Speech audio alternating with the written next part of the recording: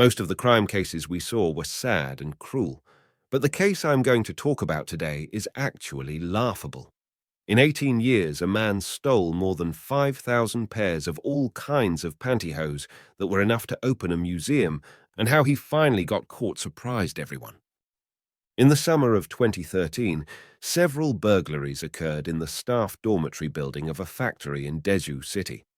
The stolen items were not cash, watches, or other valuable stuff, but all were underwear and pantyhose, and the amount of loss was within 100 yuan. Therefore, most of the victims didn't report to the police. In addition, there were other weird and disturbing incidents around the neighborhood. Several women had experienced being followed by a strange man when they went home at night alone, which made residents nearby panic. One day, a woman reported that she found traces of someone entering her home and that her underwear and pantyhose hung on the balcony were missing. By the way, in China there is no dryer in individual homes, so after washing clothes, we hang them out on the balcony and just let the sun do the work. After receiving the report, the police immediately rushed to the victim's home and found no signs of damage to the door lock or signs of being ransacked in the home. Only the lady's underwear hanging on the balcony was missing. The apartment where the victim lived was in an old residential area without surveillance or even streetlights around it. The police didn't find out who did this in a long time. However, how this thief was caught later is quite funny. One day, Mr. Li moved into the staff dormitory. In China, it is a custom for people to wear red underwear at the age of 12, 24, 36, and other multiples of 12. Mr. Li was 24 years old when the crime occurred, and he bought several pairs of red briefs. The day after he moved into the dormitory, he hung the washed briefs on the balcony, which misled the pantyhose thief to believe that a woman wearing red panties had just moved in. When the pantyhose thief walked past the dormitory building that day and saw the red underwear fluttering in the wind, he felt them so tempting. Although it was daytime, he couldn't help walking into the building. He briefly observed the scene and found that no one was in that dorm. Then he walked into the room, went straight to the balcony, and took down the underwear eagerly. But when he was about to cover his face with the underwear to sniff it, he noticed something wrong. The front of the underwear was not flat, but bulging out.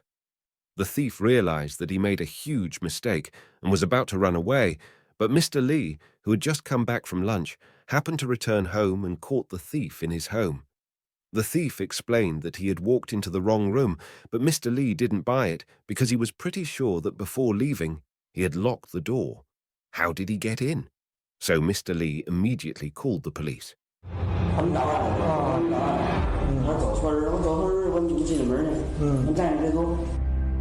The police soon arrived at Mr. Li's dormitory. In the face of the police's questioning, the thief remained calm and insisted that it was just a misunderstanding. He said that Mr. Li's door was not closed and he just walked into the wrong dorm. The police doubted, but had no proof. At this moment, Mr. Li suddenly remembered a detail.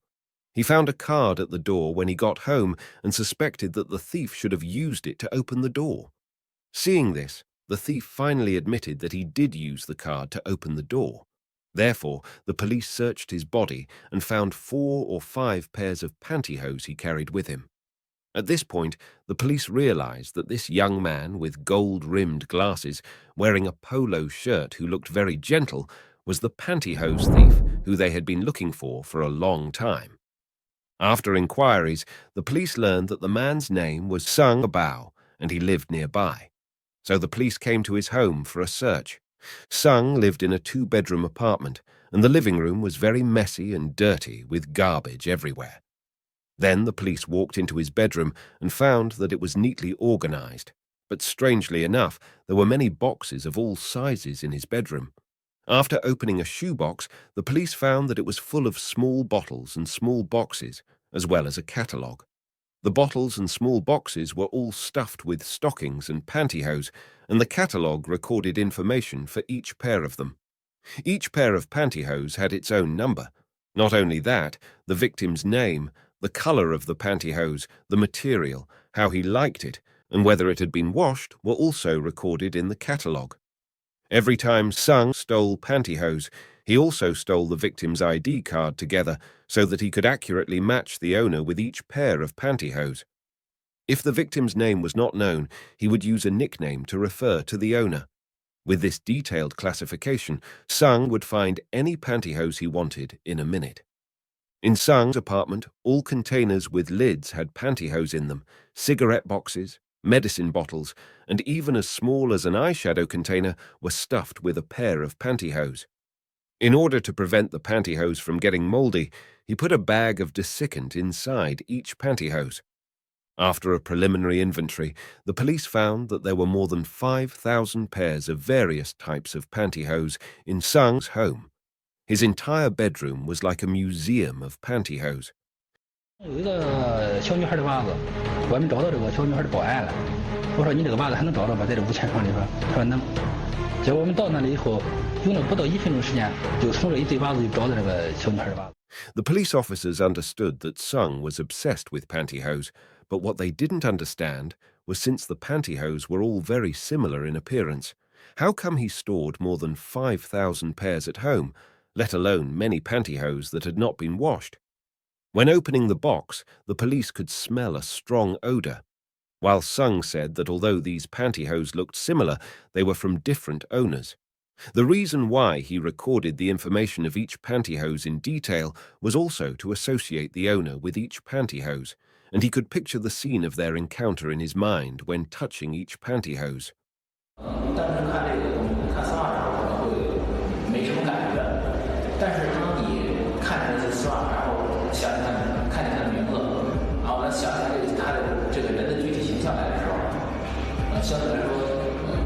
Knowing that he had been exposed, Sung begged the police not to confiscate all of his collection, but the result was predictable. These were stolen goods and would surely be confiscated by the police. Well, Mr. Lee was quite generous, saying, "You can keep mine. I won't be wearing it anyway." During the search, the police also found Sung's diary and a large number of novels he had written. The diary recorded his feelings about stealing pantyhose, and these novels were all porn about women wearing pantyhose. The protagonists of his novels were all the owners of these pantyhose. In his novels, he had already had sex with thousands of women, some of which were rape plots, and some of which were romantic plots. The earliest novel was written in 1995, the year he began stealing. By the time he was arrested in 2013, his stealing had been going on for 18 years. Every time he committed a crime, he would first choose a beautiful woman wearing pantyhose as his target, then follow her home. And after learning about her home address, he would observe her daily routine for the next few days and finally choose an opportunity to enter her home to steal pantyhose and underwear. In fact, Sung had a decent job as a wedding host, with little work pressure and a good income. Since when has he been so crazy about pantyhose? Sung had an unhappy childhood. His parents divorced when he was a kid, and he grew up with his mother.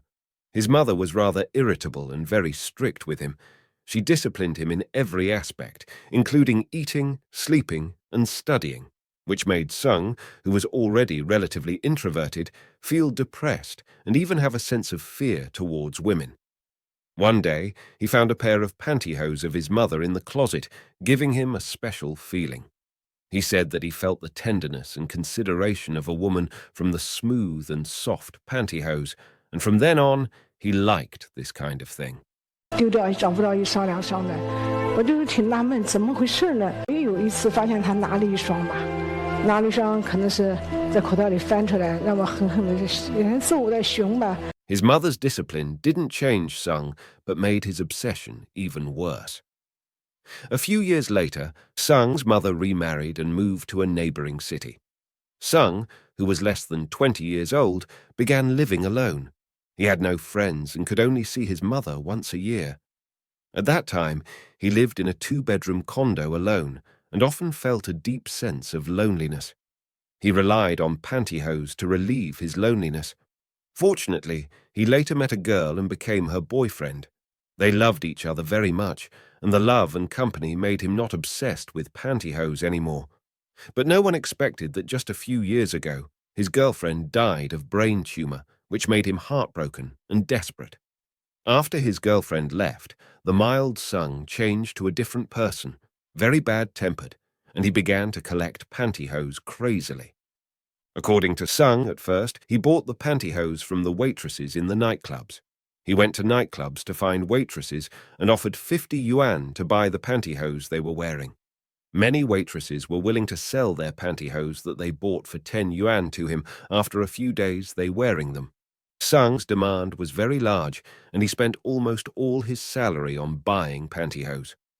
Due to the high cost, Sung came up with a new idea. That is, he bought new pantyhose online and gave them to the waitresses to wear. A few days later, he went to get the pantyhose back. In this way, his needs grew out of control, and he got tired of the pantyhose always from the same girls, so he thought of stealing. In 2011, he was sentenced to a community service order because of stealing pantyhose. However, this punishment didn't stop him, and he began to break into homes to steal pantyhose. After a court trial, Sung was sentenced to 4 years in prison.